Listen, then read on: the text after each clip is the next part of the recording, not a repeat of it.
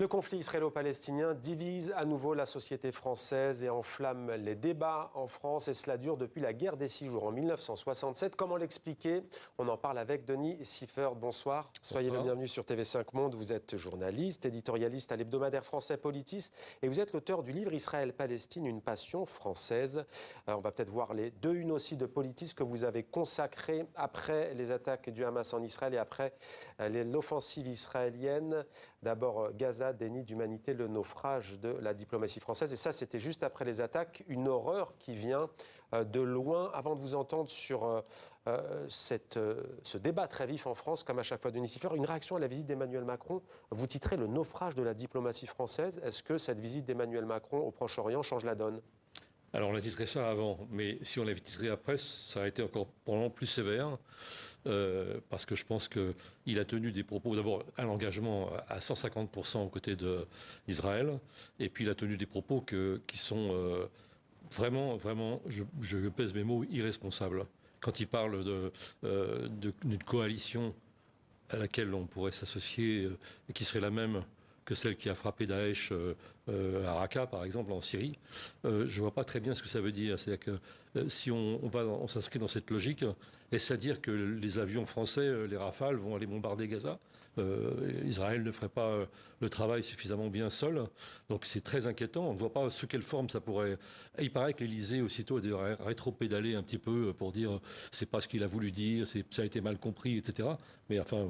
Moi, je l'ai entendu et c'est tout à fait irresponsable. C'est très inquiétant parce que ça veut dire que cet homme, dans un conflit de cette nature, il emploie des mots dont il ne mesure pas les conséquences, obligeant ensuite ses services à reculer. Donc, c'est très angoissant dans un moment qui est très inflammable, quoi. Puis le fait d'évoquer la solution à deux États et la reprise nécessaire, dit-il, du processus politique avec les Palestiniens, ça ne change pas à nouveau les choses selon vous ? Alors, formellement, on ne pourrait que s'en féliciter. Hein. Cela dit, c'est une très mauvaise période. C'est bien de le dire, même dans une mauvaise période. Hein, mais je pense que beaucoup de choses ne dépendent pas de lui, des États-Unis d'abord. On a une extrême droite au pouvoir en Israël qui est à 1000 lieues, disons, de ce genre de préoccupation. Et puis, en France même, alors peut-être que ça va nous amener sur ce qui va suivre dans notre conversation, en France même, on ne fait rien pour favoriser ça, puisque on criminalise beaucoup les débats sur la décolonisation. Hein. Et donc, même ce qui dépend de Macron lui-même, c'est-à-dire du gouvernement français, ne va pas dans le sens des deux États. Hein. Et puis les deux États, il est bien temps maintenant de constater qu'il y a 740 000 colons en Cisjordanie et que c'est bien compliqué. Il faudrait beaucoup plus une décolonisation massive. Alors là, c'est une épreuve de force avec les colons. Alors Denis Siffert, juste pour ne pas d'ailleurs vous mettre en porte-à-faux, puisqu'on le sait, et c'est d'ailleurs l'objet de ce grand temps, que c'est un conflit éminemment sensible en France. Vous êtes un journaliste, vous êtes exposé. Vous couvrez ce conflit depuis des décennies, et le mot n'est pas exagéré, depuis des décennies, je dis bien. Hélas, oui. Est-ce qu'on assiste à un tournant avec ces attaques du Hamas sur le sol israélien, oui ou non ? Oui, parce qu'on n'a jamais, il n'y a jamais eu une attaque d'une telle violence. Jusqu'à maintenant, on s'en était tenu, si j'ose dire, à des roquettes, parfois de façon très intense. Ou des attentats dans les années 1990. Alors, les attentats, il ne faut pas oublier, en effet, les attentats en 1996, mars-avril 1996, il y a eu une grande campagne d'attentats en Israël même. Et puis ensuite, en 2003, pendant la fin de la deuxième intifada. Donc, ça a existé. Mais c'était pas pareil parce que il n'y avait pas une offensive terrestre, si j'ose dire. J'ose employer ce mot sans ironie. Et puis surtout, là, Gaza, pour les Israéliens, la seule stratégie est une stratégie d'endiguement. C'est-à-dire qu'ils ont pensé, d'ailleurs, c'est probablement l'origine de leur faillite sécuritaire, que ce territoire était contenu. C'est pas leur problème. Le problème, c'est la Cisjordanie, c'est la colonisation. Donc là, c'est en effet l'explosion, disons, l'implosion, disons, de ce projet d'endiguement de Gaza. Voilà donc pour le point de vue de Denis Siffert sur l'état de la situation au Proche-Orient. Pourquoi ce conflit, comme aucun autre, enflamme-t-il autant les débats en France, selon vous ? Alors, c'est une histoire française pour le coup, hein. C'est-à-dire que c'est effectivement le pays qui a été complice de la Shoah avec l'État de Vichy, l'État de Pétain, mais c'est aussi un pays de longue et terrible tradition coloniale. Et de toute façon, ce sont ces deux histoires qui se télescopent et qui sont incarnées dans des populations. Il y a un effet miroir? Il y a un effet miroir, bien entendu. Et je pense que, effectivement, la question israélo-palestinienne est une question coloniale.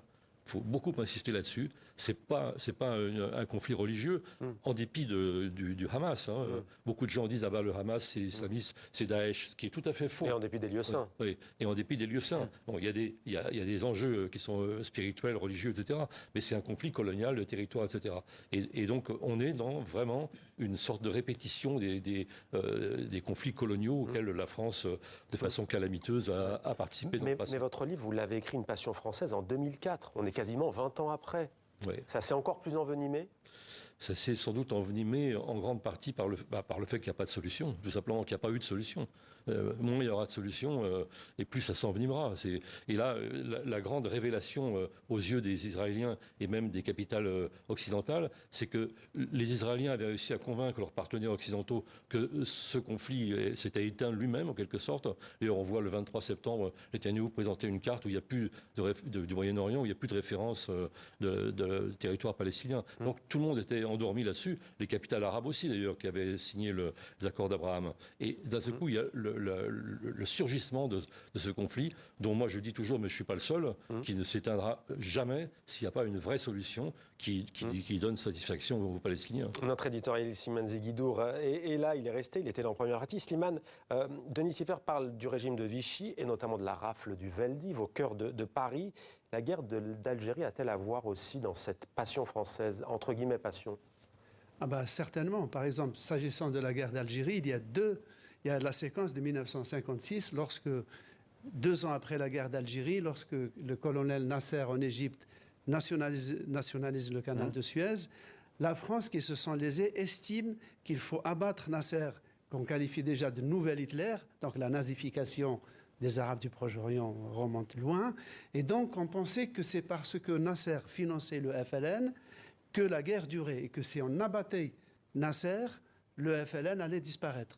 D'où la campagne anglo-israélo-française contre Nasser, d'une invasion du canal de Suez qui a duré 48 heures, après que Khrouchtchev ait menacé d'envoyer une bombe atomique sur Paris, une autre sur Londres. Donc la guerre s'est arrêtée. Mais l'alliance militaire, là, entre les socialistes de l'époque et les Israéliens, qui étaient d'ailleurs eux aussi des socialistes, c'était une sorte d'union sacrée.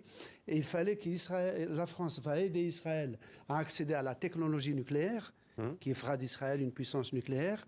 Et les Israéliens allaient aider les Français pour lutter contre le FLN.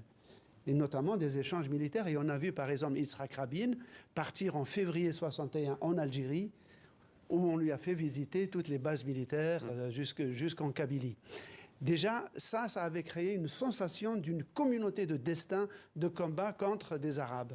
Et en 67, même séquence aussi de crise presque mystique d'alignement sur Israël, où la victoire éclatante d'Israël apparaissait comme une revanche sur la guerre d'Algérie, qui paraissait comme une défaite française. D'où la politique d'équilibre de De Gaulle, qui va faire que la France sera le premier pays occidental à reconnaître une ambassade à l'OLP en 1974. C'est la France qui, en 1980, force les Européens, dans la déclaration de Venise, à accepter l'idée d'un État palestinien.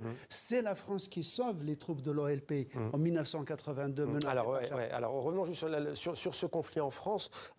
Est-ce qu'il n'y a pas un paroxysme qui a été atteint? On a vu des échanges d'une rare violence, je dis bien d'une rare violence, entre Jean-Luc Mélenchon, ex-candidat à la présidentielle de la France Insoumise, et la présidente de l'Assemblée nationale, Yaël Braun-Pivet. On va peut-être voir pourquoi cette polémique. Voilà les mots de Jean-Luc Mélenchon.